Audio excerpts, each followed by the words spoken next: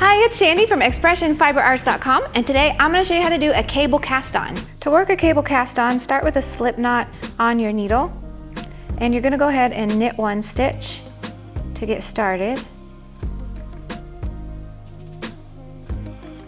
Now place that stitch onto your left hand needle like so.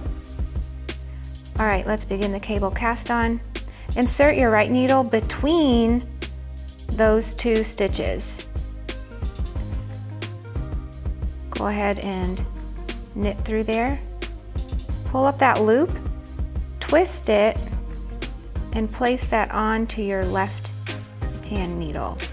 Give it a little tug.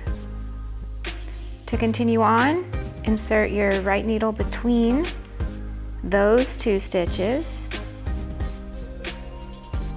knit through there, and go ahead and place that loop onto the left hand needle and continue on like that.